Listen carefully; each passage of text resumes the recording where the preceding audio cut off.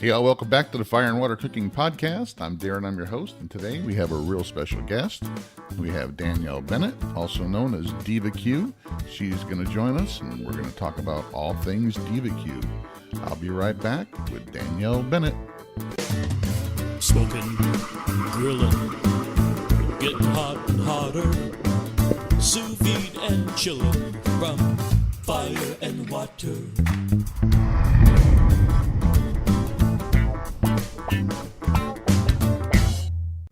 Hey, all, this is Darren, and I want to take a minute to talk to you about Masterclass. I just signed up for Masterclass, and I can tell you what, it's well worth it.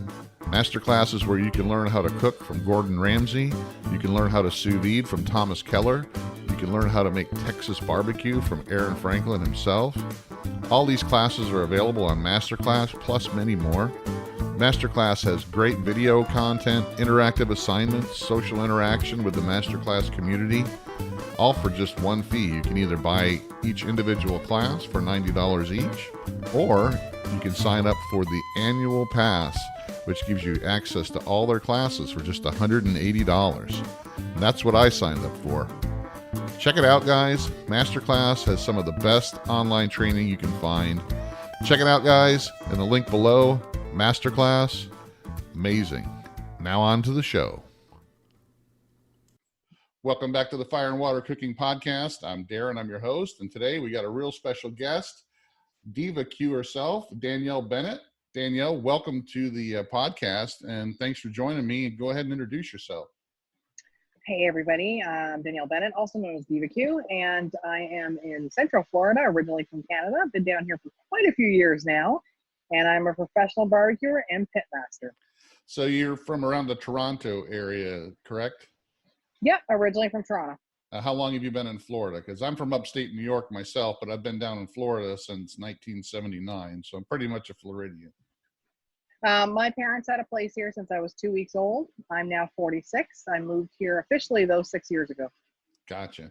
Yeah, I kind of moved down. I was still like 15 years old, but I still got a lot of, upstate New York roots. So we used to go to Canada a lot. That's where we used to vacation a lot. We'd drive up into the Niagara Falls area and the Escarpment. And every once in a while, we'd head into Toronto, which is a really cool area. So I'm definitely familiar with that area as well. But I'm in Tampa myself, so I'm actually only about an hour and a half from you. Which I know those are two different climates, and I've grown really fond of the Florida climate. I've been up to upstate New York a few times, and I don't like the cold weather. Is that what you kind of experience yourself? I went to college in North Bay, Ontario, which is about minus 75 in the winter, minus 45. I did that for many years, and progressively have just worked my way southern. I much prefer the warm weather over the cold. I enjoy the environment a lot more. Yeah, and one of the best things is we get to barbecue and grill and cook outside all year long down here. So that's one of my favorite things about being in Florida. So that actually never stopped me. There's actually many old YouTube videos up of me actually grilling and barbecuing in minus 10, minus 20 degree weather. My first rule of thumb was as soon as the driveway was done, my paths to my grills got done. And so weather never played into it, but I will tell you it's a lot easier not to have to shovel snow before I get to the grills every morning. Well, that's for sure. And that's dedication. When, unfortunately, I remember growing up in upstate New York, we didn't have a whole lot of smoking going on. It was more, what was popular up there was just grilling. In the summertime, they'd grill hot dogs, chicken, burgers, stuff like that, steaks and stuff. But, it wasn't a whole lot of smoking going on back in the 70s that I remember. There might have been some stuff going on, but how is it up in the Toronto area? Do you have a lot of barbecue, competitions and barbecue culture up there? Well, there wasn't as much as I certainly hoped. There was a Canadian National Open. There was the Canadian Barbecue Society.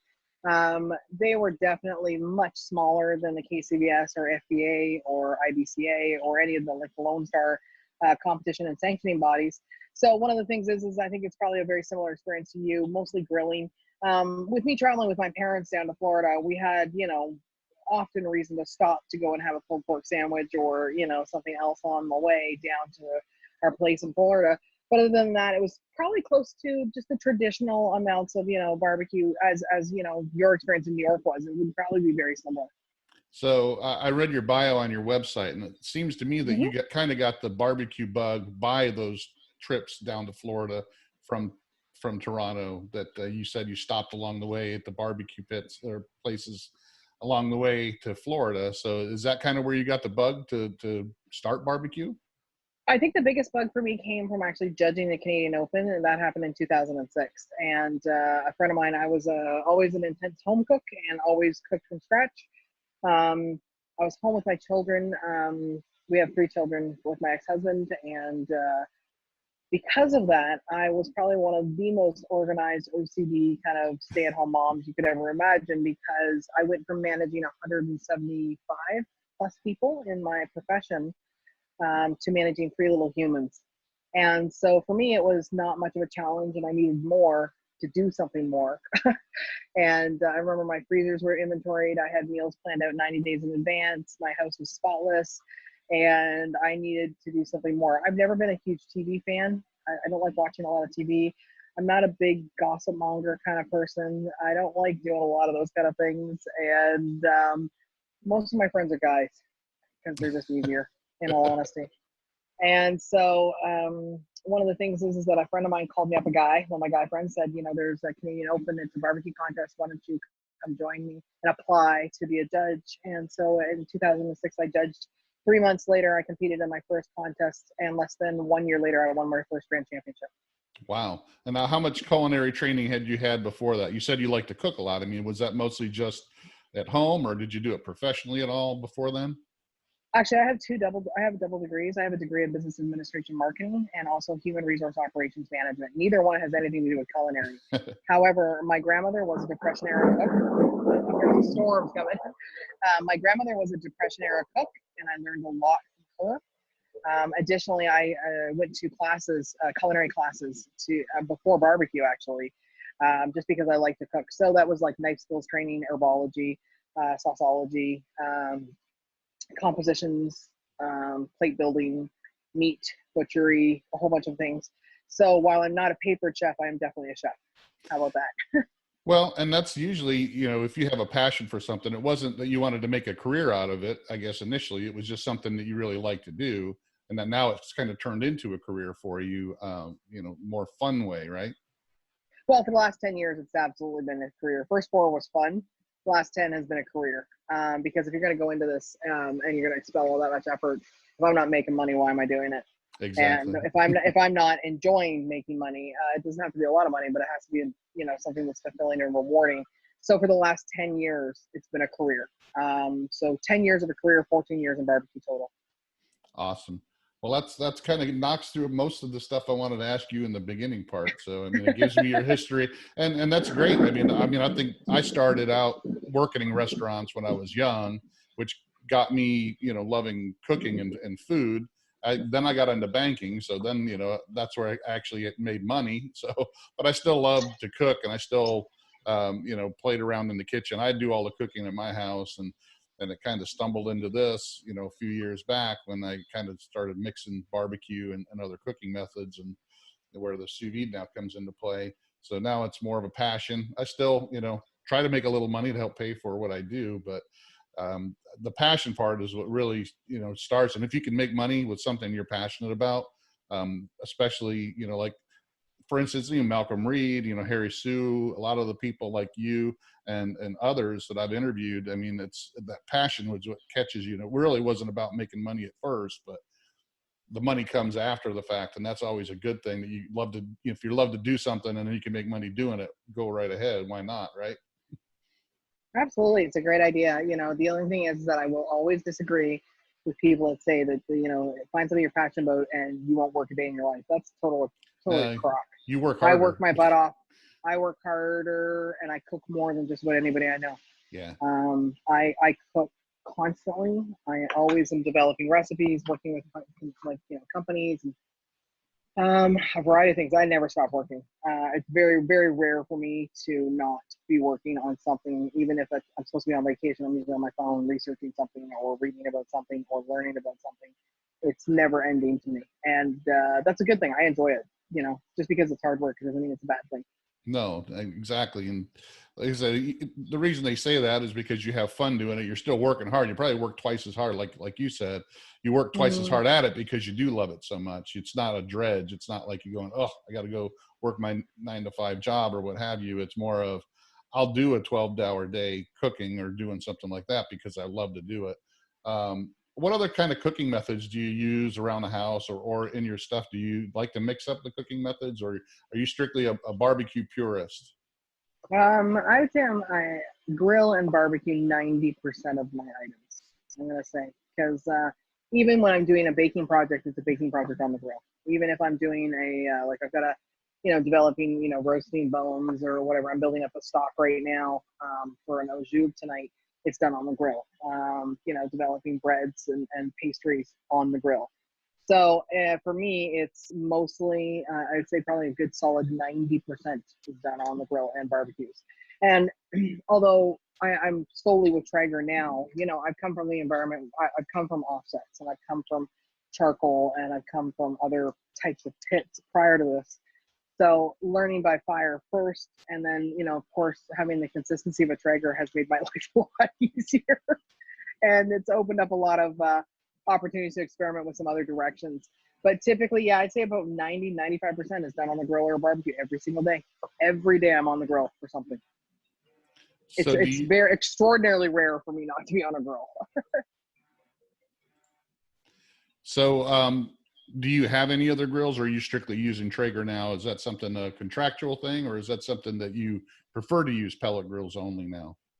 I prefer to use my Traeger because I went from having 65 barbecues. Like I said, I am an actual pit master, knows how to use them all, from Southern Prides to Old Hickories to Lang offsets to, Weber kettles to, I can keep going because I had them all. My stumps, reverse flow gravities to all those different pits. Big green egg, and there's no such thing as a bad pit, but there are some pits that are certainly a lot better and more consistent. So over the years, I found myself changing over more and more to the Traeger, and I'm strictly with them completely now. So what kind of Traeger do you have? Do you have more than one in your home that you use mostly to experiment on, or? I have 18 of them. Oh yeah. So do I you have have every like, one of do you them. have like every brand, every model of them? I have, the only one I don't have is the Calm 200 and the Calm 150. Gotcha. And I had the Calm 150 before, but I don't have it anymore. It got to stay up in Canada. So yeah. So I have like Timberlines and Rangers and Pros and Ironwoods and the Pig and the Ridgeland and multiples of certain ones, and I work on them all. Yeah. Do you find that they're, I know that one of the big things that pellet grills get a bad rap for is the grilling potential, that they're kind of, they don't get to the temperature that, grilling is normally done 500 plus degrees or what have you. Have you found that some of those Traeger models are better at grilling than the other ones, or are they all pretty much good at just knowing how to do it? I think one of the things that people forget is that sugars caramelize on meats at 375 degrees, approximately. And so you don't need a 600 degree grill to sear. You don't need a 500 degree grill. Anything over about 400 degrees, you're good. I mean, definitely the new D2 controller on the Pro, I'm so impressed with because it gets to 500 degrees like super, super fast. So I enjoy that. Definitely there's certain things, like if people are looking for a really hard sear, there's ways around it. If you have an older Traeger, you can just put a cast iron pan on. So you can still get that, those textural, I think, elements that people love with meat, and, the myoglobin that comes to the surface and all that. I think a lot of times it's one of those things where it's a lot more gentle of a heat because of that indirect heat shield. And so one of the things that I like about that is that it always seems to keep the meat a lot more moist in general. And that's that convection style of cooking, though. For me, that's a massive bonus. Right. And I don't get involved in the, people, you got people on both ends. I'm not one of those guys that fights, about everything that, you got to cook over wood, or you got to cook over charcoal, or you got to cook over gas. I like different grills. I've got 6 different grills out on my patio, and they're all different. I've got, a gas sear burner on my pellet grill. I've got, 3 charcoal grills, and they're all different. I got a PK grill. So, I mean, they all I use them differently, and I like them all. So I'm not one that, will sit there and go, oh, you got to have this, got to have an offset, to make barbecue, or you got to use, only lump charcoal. I don't get into those kind of arguments, because I see where anything you can use you can use it to do anything you want with it. Any kind of, grill. I mean, I could probably take any of those that I have out there and do just about anything I want with it. I prefer to use different things, but for different, foods or what have you. But I don't get into that argument of it has to be this or it has to be that, or, pellet grills don't do this enough, but this one does that better. So yeah, I kind of agree with you there. If you're a good cook, and I had this discussion with Harry Sue and some others, that you can pretty much cook on anything. And yeah, I think that there's one of the things is that is actually one of the things I actually do love about the Traeger, though. I gotta just in pellet grilling, is because some of those, intimidation factors get removed. Because I gotta check temps. So see, you're in my backyard with me, of course. That's great. I love that. So. So one of the things is that I think I love that fact for, I think, enabling maybe people that don't have as much of a barbecue experience, or maybe not as experienced to cook. I like the fact that it gives them an opportunity to kind of like be a backyard rock star. You know what I mean? See, backyard rock star. Definitely. Yeah, and and it takes them away from that gas grill that, gas grills have a purpose, but they're not anywhere near as versatile as a pellet grill can be. So I mean, I kind of like that. I like that benefit of it. I really do. I love the fact that it's great if you are a good cook, and I would agree. If you're a cook, like, I can bake a cake on a charcoal grill, no problem. I have no problem doing that. I did it for many, many, many years. But I think a lot of people, for that, would be really intimidating, or sure. Or a 6-hour rib or 7-hour rib when it was indirect, right? And so if you can take away those things, I think that's a good thing. I think, like you said, everybody's got their own preference. I know what I just think that it's really cool to be able to do that for people sometimes. Well, exactly. And there's been plenty of people that won, barbecue competitions with pellet grills. So there's, you can't sit there and say that, only, offset smokers will win a competition, because there's been plenty of people that use pellet grills to win competitions. I think. Well, I've won a few, like, over 400 barbecue awards on pellet grills, and, quite a few grand championships, and more than a few individual world championship categories. So yeah. And there's, of course, a lot of us out there. So you're right. There is no one right grill. Exactly. So let's go. How did you start the Diva Q brand? What made you start thinking, okay, I've won a bunch of competitions, I want to kind of take this to the next level? And actually, I did it before then. Oh, really? Yeah, because I'm a dedicated businesswoman first and foremost. There you go. My background is in business, and business first always. And so if you're going to dedicate this much resources, personal and professional, to a certain category of life, I'm going to make sure I have a business out of it. So Diva Q was born many, many years ago. My best friend actually gave the company the name. My best friend Rita, she gave the name to me.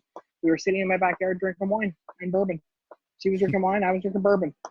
And we came up with the name because we were trying to figure out a company name. And I wanted it to be a really strong name. I wanted it to be simple.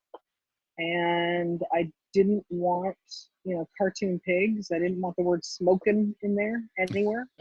I knew what I wanted, knew what I didn't want, and we just kind of had to figure it was either going to be Diva Q or Maverick Q. So is that what you started on your competition, when you started doing competitions? Or, I mean, did you start? I started 3 months after I judged my first contest. I did a backyard contest. So what was the first thing you put the Diva Q name on? Was it a recipe, a blog, or what No, it was a rib recipe.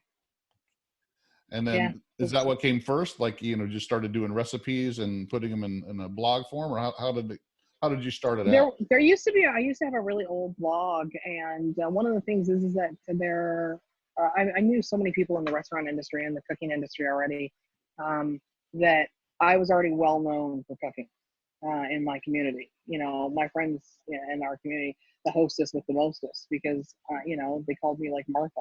Okay. So I was already there with cooking. So nothing shocks my friends when it comes to food and me. My friends for years are used to coming to my house and like nobody touches the food until I take pictures. Like I don't even have to say anything. They're like, has she taken a picture yet? Has she got the picture? Has she got the video? Has she got everything she needs? Does she need to count any servings?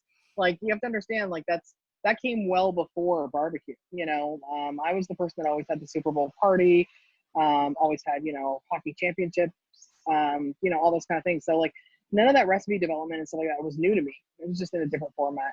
So. But you never did it like as a, you know, catering for other people for money. It was. Yeah, I did. Oh, you did? Okay. Actually, oh yeah. We had friends that were like, hey, can we please get you to cater this? And yeah, I did that as well. Awesome. So multifaceted. So when you started out and you know, fast forward to now, you have a lot more platforms you can actually use, you know, to spread the word and, you know, promote yourself. How have you found your niche, or how do you found your niche and where it fits the most? Because I noticed you started a YouTube channel a few years back, but it hasn't. Actually, I didn't start that channel. Let me make something clear.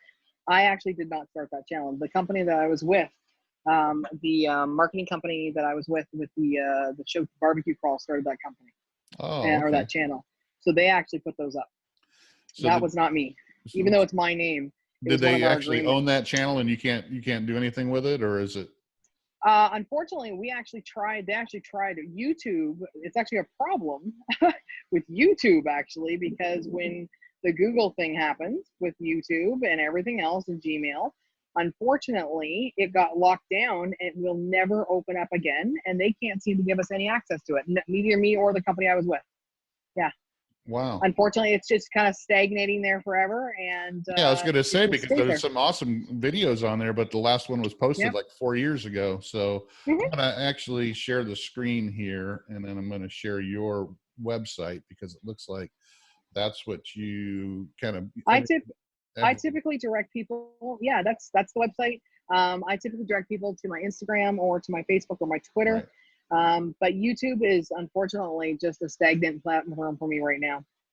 Yeah. And yeah, I kind of, they're all different platforms. And one of the things I've had this discussion with other people who are on multiple platforms, it seems that you can't pull one from another. You know, I have a YouTube channel, and it's hard for me to grab the people from YouTube and bring them into my Facebook, because I have a Facebook page and group, and I have a really large group, you know, on Facebook, but I can't grab those people from Facebook and move them to YouTube for some reason. So it's all these different platforms seem, you know, be kind of weird that, you know, one doesn't go from, let's say, Facebook to Instagram or Instagram to YouTube, and, you know, they're either on one or the other. They may occasionally visit it, but so this is your website, and yours is kind of like mine. It's kind of like the jumping off point. You have some recipes on there, and your blog doesn't look like you do a lot. I mean, I have no time to do blogs anymore. I try, and but you unfortunately, normally I'm traveling 275,000 miles on planes a year. Right. And I have to prioritize what's important to me, and fulfilling my contractual obligations is the first thing. Right. That's number one for me. So while I've been home the last 6-7 weeks, I have spent an inordinate amount of time on Instagram and especially Facebook. Yeah, I've watched a lot of your Facebook live stuff while you're cooking, you know, with that stuff. And it's especially during this time, you know, with all the stuff that's going on, it's great to well, we've had an increase. Yeah, we've had an increase of 1,644% traffic on my Facebook. This one right now. Look at that. And we've gone up 14,000 members on my fan page, followers. And so I think that it really resonates with people that I cook in real time and I don't do staged pictures. I think it's one of those things where it's really easy to cook a steak and stage it out and, you know, sprinkle that like cilantro or whatever you want to do in it. It's a whole other thing when you've got, you know, an impression count. Like we did the ribs with Duluth the other week, and it was 135,000 impressions. Yeah, that's awesome, and people respect that too. And they can go back and watch it later too. It's not like if they miss it, they go, you know, oh no, I missed it. But I'm watching that one right now, the rib one. It's on my other screen. Yeah. So, but and they can reference it back in. It's just me. Like it's nothing stays. There's no stylist team here. This is just real food, real time, real everything. And it's really resonated with the public. Well, and you've explained stuff as you go, and that's the thing I like. You're not hard to understand. You don't intimidate people, and people actually, can listen to you and figure out what you're doing. They're not just, I like Steven Reichland a lot, but he can be kind of intimidating sometimes with some of the stuff that he does. And, some of the others out there, but I really like learning. I'm a visual learner, so videos, I was on YouTube before I even had a channel. Just anytime I needed to learn how to do something, I go to YouTube because I'm a visual learner. I can't read it out of a book. I have to watch somebody do it, kind of thing. And I think that's a lot of people are like that. And they like those type of, videos where you're right there. And you can, especially when you're live, you can listen, you can take their questions. So I've seen you do that a lot. Watching you, I do. You watch the comments, and people go, I can't believe she's reading the comments while she's doing all this.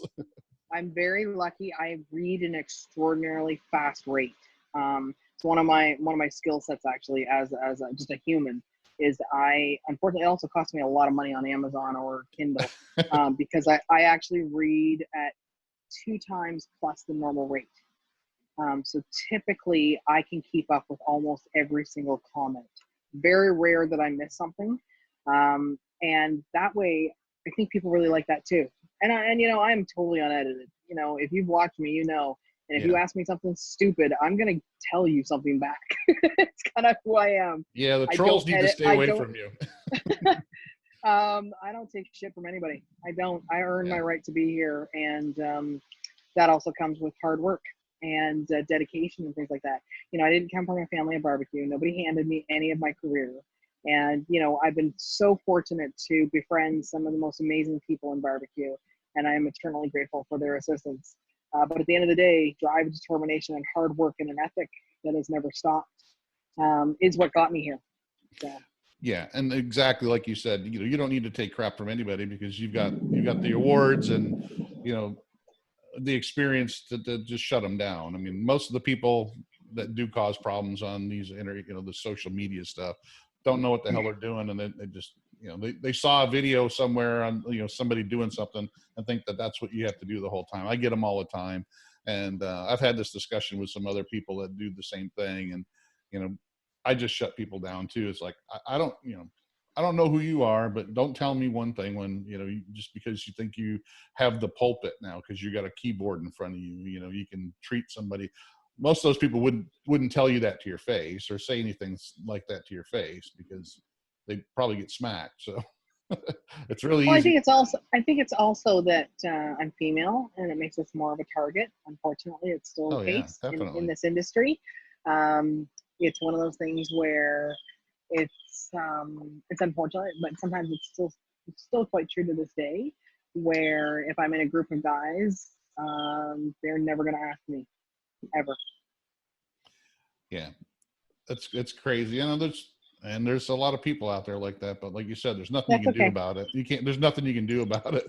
I mean, it is what it is. I think anybody who loves to cook and is passionate, can teach me stuff. I can learn from anybody. I don't care who you are or what you are. I like to learn from all kinds of people. So me too. if you limit yourself, that's just like I don't know.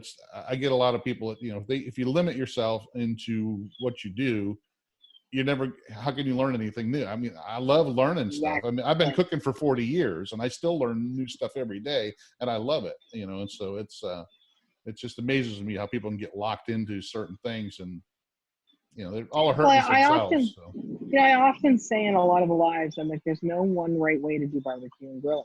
However, there's a lot of really good meat science behind some of the things I do. Oh, yeah. And I think that's a lot of times when it comes to barbecue and grilling, and I think a lot of people sometimes forget this, is that in barbecue and grilling, it's very personal.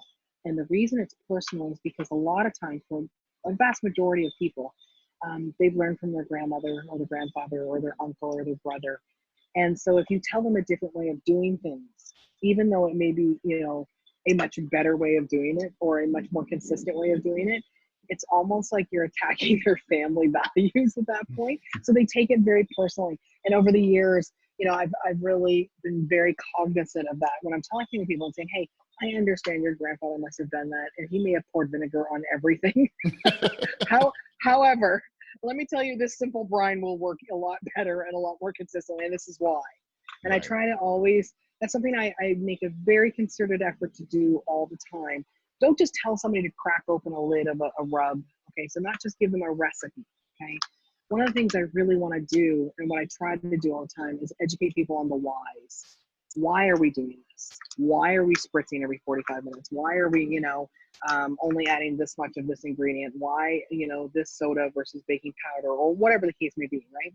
And I think if you can explain the whys, you're giving them a better culinary experience in the future, because I often get asked, and I'm sure you do as well, people always say, well, can I put this ingredient in? And my answer is, it's your house. I say this all the time. Exactly. It's your house. If you like that flavor, then go use it. If you don't like that flavor, I'm a total heat wuss. And I always say to people, listen, there's no heat in this whatsoever, or there's a very moderate amount. But if you want to go throw a whole bunch of habaneros in there, it's your house. Do it, and explain the whys, and so I try to provide people with really tangible things to make them understand why I'm doing certain things. Because I think it's important to understand on cell structure what's happening to meats. I think it's really important to understand on, all of those little components, why meat should go cold to the grills. There's a variety of things, but I really, really work on explaining the whys all the time. Yeah, I really appreciate that, because I'm the same way. I don't like to tell people just do it this way because I said so. I mean, if you explain to them the whys, or you even get them to ask the question of why. I try to work on people, ask why. I mean, yeah, you can take a recipe and then make it your own. Don't feel bad, if you do that, because it's your personal taste. I do that all the time. Like you said, I may give somebody a recipe, or even times and temps, especially with sous vide, because there's such a big range. I'll just say, here's a range. Now you can go home and take it and play around with it and find out what you like the best. Take this recipe, this base recipe I give you, and then don't feel bad if you tweak it, because to make it be, your personal taste is going to be maybe different than mine. So, but like you said, yeah, get them to ask the whys and tell them the whys and why you're doing stuff a certain way is always better, because then they'll start thinking instead of just reacting. Right?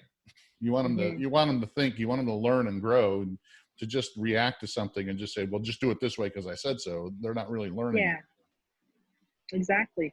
I like, there's nothing more rewarding than hearing when people have taken your recipes and cooked for their families, and they felt proud of what they did. That's so rewarding to have Definitely. that. And, that's why I always try to share those stories on Instagram, on my stories, things like that. And, if somebody tags me with something, I don't share all of them because I get tagged a lot, and I do appreciate that very much. But I do try to share at least 5 to 10 stories every day of people that have cooked something that I've, written, or a recipe, because I think it's important. And I try to answer every question myself personally. I don't have a team. So I think it's also good to acknowledge those people that, are learning and coming up in their own little barbecue kingdoms. So do you still do many competitions? I mean, you still get on the circuit, or is it more you're just out there promoting Traeger, or you do a mixture of both? Well, the fact of the matter is that Traeger's not my only client. Traeger's my largest client, but I also have Duluth. And then I have a whole roster of other clients that are very private. And so one of the things is that my time is kind of very limited to do contests now. And because of that, I usually only do 2 or 3 a year now, period. I think I did 3 all total last year. So the American Royal, of course, I am the current reigning world champion of sausage. And, we had a really good year the year before. I actually took 3 first place categories at the American Royal, which was, Congratulations. 2 first places, and then we tied for sausage again last year. And so that was 3 perfect 180s in one day, which just didn't suck at all. Awesome. It's never a bad day when you're at the American Royal. And I got to do a state contest a few months back, and I came in 5th overall, which was great. And so I don't get to go out very often. It just gets in my schedule, and because of my commitments to my other clients. I transitioned out of doing 25 to 30 contests a year. That's not really my focus. My focus is on my company and progressing it forward in my own way.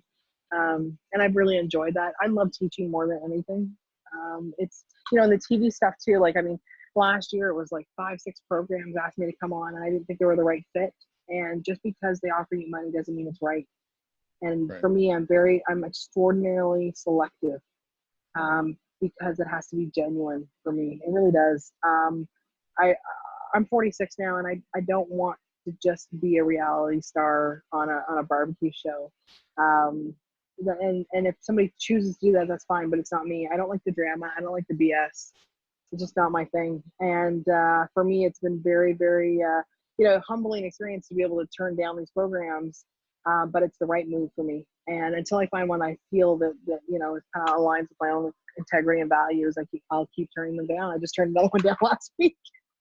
Like, no, thank you. I'm not interested. Well, you got to protect your brand because people look for you for certain things, and I've seen it too often where people they take their integrity and turn it upside down for the money. And then I've tried to follow some people, and you're like, some of the big ones like Emerald Lagasse. When he started out, he was great. I loved watching him, but now he puts his name on everything, and it's junk. I mean, the products that I see, they just say, "Hey, Emerald, here, I'm putting your name on this," and it's a piece of junk. And you're like, Emerald, come on, your integrity is gone now when you start sticking your name on stuff that is just junk, and you try to get people people know you don't use this stuff, so Yeah, I think that's a really important thing for me is that anything like, it's so funny. I was wearing Duluth clothing for years before Duluth approached me. That's a good partnership, because that's something I was already, fully vested in. Traeger, same thing. My boning knife that I use now from Victorinox, it's the same one I had 10 years ago. Like, I haven't changed, Yeah. My ThermoWorks, different products, etc. All the partnerships that I've had, it's got to be genuine for me, and it's got to be real. And I am definitely not in the category of just taking a check. I can't do it. Yeah. I just can't do it. Because if I was, I would probably be a lot more financially ahead than I am now. Because I've been approached by a lot of companies over the years. I have a very good reputation. I don't mess around. People know I am very well known as a very straight shooter. Yeah. Don't mince words. And that's very important. I do the same thing. I have that's me. I have sponsors that I, use and, that send me stuff and that I deal with. And I'm, if somebody wants to send me something, I'll say, you can send it to me, but I'm going to be very honest. If you want me to do a review, I'm going to be very honest about it. So if it's something that, I'm not going to like, just know that I'm going to tell people I don't like this thing, and, I work with companies that I like their products, and I really, feel comfortable telling people that I like. And I like when I do a review of something, I go right deep into it, explaining exactly what I like and what I don't like, and what the benefit of that product is. And if it's a piece of junk, I can't sit there and, knowingly lie to somebody, especially people that, look to me like you, they look to you for your integrity. So it's, I can definitely understand that and appreciate that. So let's talk about your TV appearances and all that. So you've done a number of those too. How much fun are those to do? I mean, I've never been on a TV show, so I don't know, but I've seen a lot of the people that go on the TV shows, and I always think, is it actually what it looks like on the TV show? I mean, what goes on behind the scenes? How fun are doing those? Well, I've done a lot of TV. I've done probably over 300 early morning segments on live TV. Easily 300. I've done, I don't know how many TV shows now individually between Pitmasters and American Grill Masters, Food Network, Chopped, on my own show for 3 years on the Travel Channel with Barbecue Crawl. It all depends on the program. A lot of times there is a lot of downtime in between the segments. There is a lot of staging of things. And then, of course, if you're on one of those series, there's a difference. I don't know if a lot of people know this. There's reality game show rules where everything has to be equal and fair and above board. And, there's game show rules where everything has to be equally applied to everybody that appears on the show. Or there is the reality show where the producers can, of course, determine the outcome. And that's really important to understand the difference between those two different categories of shows. I think that the drama and the BS is just that the producers are always saying, you should go egg this person or you should go talk smack to this person. And, they have to do that because in order for the show to perpetuate the advertorial dollars, they need that drama to keep people involved. That's, you know, one of the things I struggle with sometimes is that, you know, if I wouldn't say it in real life, why would I say it on a TV show? And then of course, the other part that's always a challenge to watch is the editing. And once you sign on the dotted line, you give them carte blanche to do whatever editing you want. You may have been a nice human for like 99.9% of the show, and you lost your cool for 0.01. You can be guaranteed they're only going to show the 0.01. And that's okay. That's their right to. That's what you agreed to. So I think that's another part of why maybe I've just like kind of backed away from doing a lot of TV, is that I had some really good experiences, had some not so good experiences. A couple of things were absolutely, and the public even screamed out loud when I was definitely screwed over on a couple of programs, and it was plain as the day. And so some of it gets very soured, and then the other part is like, do you really need it? And I think that's another thing. Do you really need that for your life? And I decided a lot of it I didn't need. How about that? And then I really, really, really didn't like what I was seeing happening on a lot of shows. People that I know personally that are extraordinarily kind humans who are very talented made to look like absolute idiots because of editing.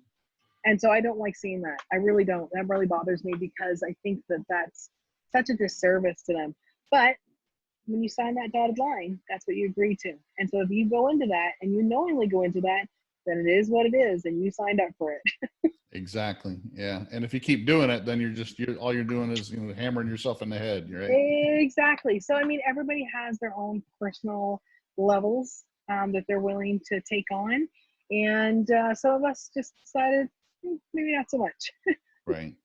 Well, I'm going to share my screen one more time because I got this I want to talk about next here is your book. And I always like to ask people, because I've had several other guests on that have written books, and this is here, Diva Q's Barbecue, 195 recipes, which is actually a ton of recipes for a barbecue. It's actually a double book. Yeah, I was going to say, because usually, you know, 40 or 50 is about the max, and usually like 30 or so is kind of what the average is. So, you know, almost 200 recipes is a awesome, you know, for, especially it's the same price as a regular book.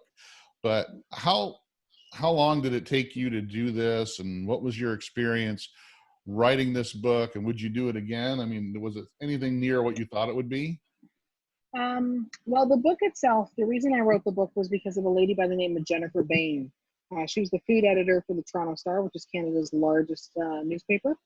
And at the time, Jennifer and I had become friends, and she's just an incredibly talented writer, and she's gone on to other projects now. And she kept saying to me for years, Danielle, you need to write a book, you need to write a book, you need to write a book, you need to write a book, you need to write a book. And everybody else, Danielle, you need to write a book, you need to write a book, you need to write a book. And I kept pushing back. I'm very much on my own schedule, okay? I always have been. I don't like being pushed into things. And all of a sudden, Random House started calling. We'd like you to write a book. And then a couple of other publishers started calling. We'd really like you to write a book. And so I eventually met with someone from Random House. Of course, Random House is the biggest publisher in the world. Right. And when they come to you, it's a little different. Sure. And so I went and had some really nice meetings with them, and I really enjoyed the conversation. And they, you know, wanted certain things, the book to look like certain things, and I said absolutely not. I am a very dedicated barbecue and griller. I'm not a fluffy, frilly, give me pink, give me glitter kind of girl. I'm just not, you know, other than lipstick and nails. My lipstick's always on and my nails are always done. Okay. Other than that, okay. I am not that girly girl. Okay. And so they wanted it to look a certain way, and I said no. And I said, wait a second, you came to me, not the other way around. I can walk away. I'm okay walking away.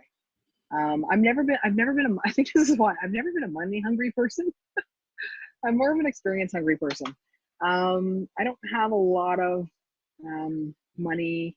You know, I don't need to have a 5,000 square foot house. I've never needed like those kind of things. You know, I like having good things, don't get me wrong, but I don't know. I'm just not that driven by money. I'm driven more by experiences. And so it took a while to write. Yeah. I already had a lot of the recipes done. Random House has already been asking for the last 3 years for me to write another one, because the book's been out for 4 years and we're still selling a ton of them, which I'm very grateful. And the reason is that it's a really good book, and I can say that with all honesty. It's a really well-written book. It was composed extraordinarily well. We did not rush it. It's for all grill types, every grill out there. I wrote it with the intention that anybody who had any type of grill could actually pick up the book and use the recipes. Additionally, it has really sound recipes, because if there's one thing also I'm known for, I don't put out crappy recipes ever. Just for example, like, I think, was it last night? Yeah, it was last night. Actually, last night. Just a simple apple puff pastry recipe that I was working through on the grill. It took me, I don't know, 4 or 6 tries to get it to where I thought it should be. And I'll keep doing it until I think it's right. And I do that for every recipe. Whether it's a rub, whether it's a sauce, whether it's a glaze, whether it's a piece of meat, it doesn't matter to me. It has to be right. Because my worst fear is that I don't want somebody to go home and have the recipe not work out. It has to work out, and it has to be delicious, and it has to be great, because that's also an integrity thing. Oh, yeah. I could write 100 recipes in a week, no problem. Not a problem for me at all. But are they 100 great recipes that will work consistently every time? Are they well composed? Are they well structured? Are they flavorful? Are they balanced? That's the part where that pride and integrity come in, you know, and having people believe that every time they pick up a book with my name on it, that recipe will work. Awesome. And that's important to me. And so I'm not in any rush to write the second one. The second I, you know, like literally Robert just a couple of weeks ago, the VP said to me, he's like, so anytime you want to give me a proposal, Danielle, anytime.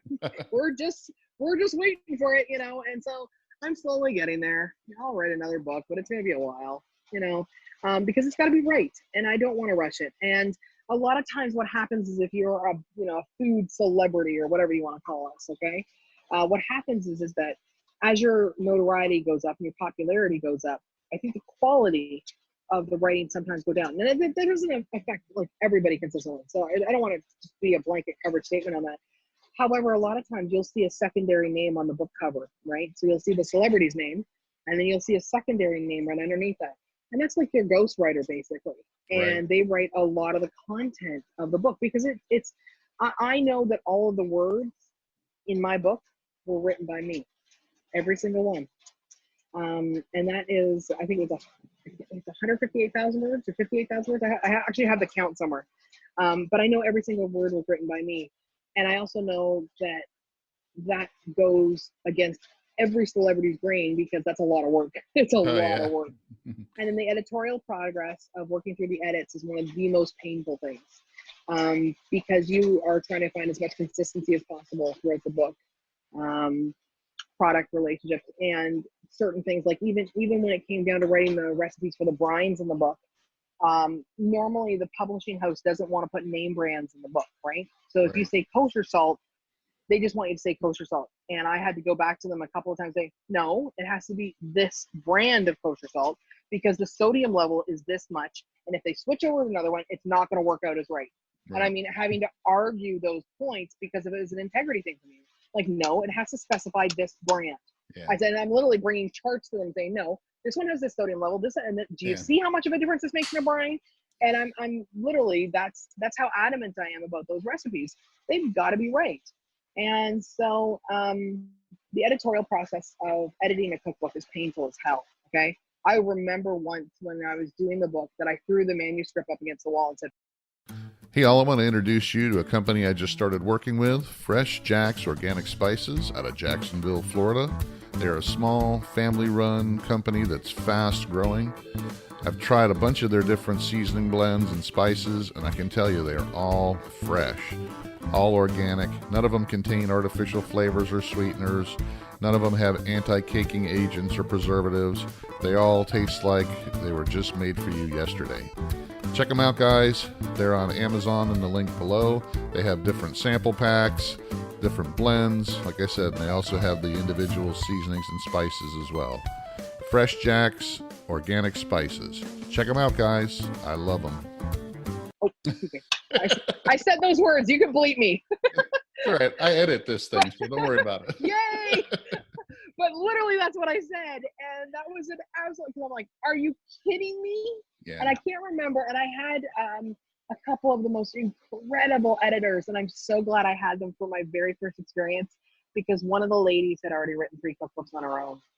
And she literally called. Was she British or Scottish? I can't remember now. Just her whole demeanor was amazing. And she goes, "Oh, you finally reached that point. I was wondering how long it was going to take you."